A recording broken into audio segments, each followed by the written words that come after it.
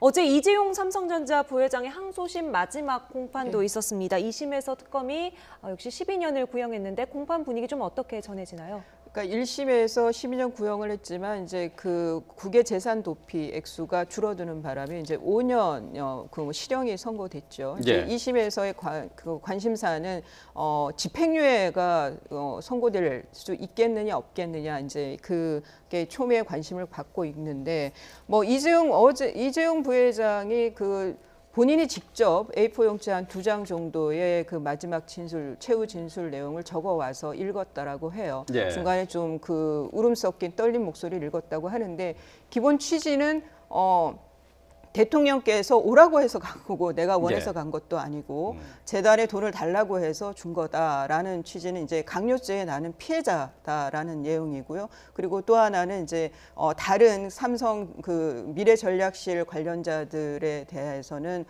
그 사람들의 죄도 내가 달게 받겠다라고 해서 좀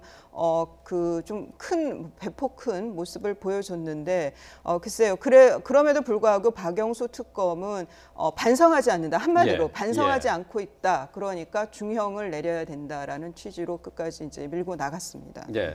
어제 결심 공판에서 또 화제가 됐던 내용 가운데 하나는 박근혜 전 대통령과의 독대에 관한 문제였습니다. 그러니까 영차 독대. 그러니까 지금까지 알려진 것은 3차례 박 전 대통령과 독대를 했다는 것인데 안봉근 전 비서관 때문에 이제 영차 독대가 얘기가 나온 거죠? 네, 그렇습니다. 그 근거 자체는 안봉근 전 비서관의 문자 메시지가 분명히 있었다고 하는 거죠. 2014년 9월 12일 날 문자 통화가 가능하다 이런 것이 하나의 근거가 된 것 같고요. 또 그 증언에 의하면 그날 당시 만남 자체를 그러니까 안내를 했다. 뭐 이렇게 주장을 했습니다. 그런데 이재용 부회장 입장에서는 그거는 전혀 사실이 아니다. 안 비서관이 왜 그렇게 이야기를 하는지 모르겠다. 이렇게 반론을 강하게 얘기했고요. 내가 그것마저 기억을 못 한다고 하면 좀 과한 얘기지만 내가 치매가 걸리지 않고서야 그럴 수 있겠느냐. 뭐 이런 이야기를 한 것 같습니다. 그런데 사실 독대가 한 번 더 있었냐 여부가 과연 그렇게 재판에 판가름할 정도로 뭐 중요한 이슈가 되지는 않겠지만 그럼에도 불구하고 청탁이라고 하는 것을 강조하기 위해서 특검에서 검찰에서는 계속 이 점을 강조하고 있는 것이 아닌가. 왜냐하면 청탁을 하기 위해서는 좀 미행스러운 자리에서 두 사람이 만나는 이와 같은 횟수가 많을수록 청탁을 했다라고 하는 재판관의 심증을 형성하기에는 좀 더 유리한 것이 아니냐. 이런 입장에서 지금 새로운 얘기를 안봉근 전 비서관의 진술에 근거해서 강조를 했던 것이 아닌가 생각이 듭니다.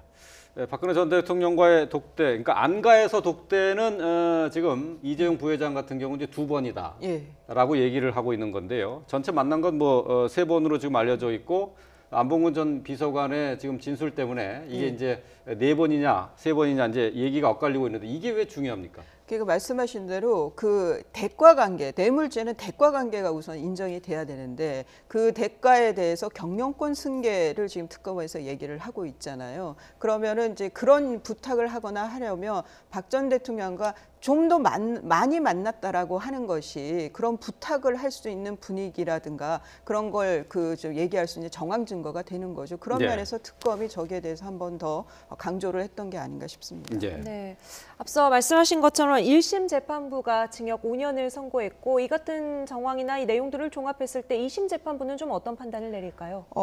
뇌물 공여, 그러니까 뇌물 대가 관계를 인정을 할 건지 그 부분이 이제 관심사고요. 또 하나는 이제 재산 국외 도피 액수가 1심에서 50억 미만이어가지고 5년이 선고가 됐거든요. 이 재산 국외 도피가 50억 이상이 되면은 집행유예를 받을 수가 없게 돼요. 7년 이상이 돼서. 그래서 재산 국외 도피 액수가 1심처럼 50억 미만이 될지 아니면은 코레스포츠에 갔던 70억이 넘는 돈이 다 인정이 될지 그 부분은 집행유예 가능성 여부 때문에라도 또 관심사 중에 하나입니다. 1심하고 상당히 논리 구조가 아주 비슷하죠. 뇌물죄가 인정이 되면 이것은 횡령을 했다. 횡령이 인정이 되면 해외에 불법으로 재산을 넘겼다. 뭐 이러한 논리 구조가 연차적으로 가다 보니까 뇌물죄가 인정되느냐 안 되느냐에 따라서 어떻게 1심과 다른 양형이 나올지 하나의 관건이 되는 사항이 아닌가 보입니다.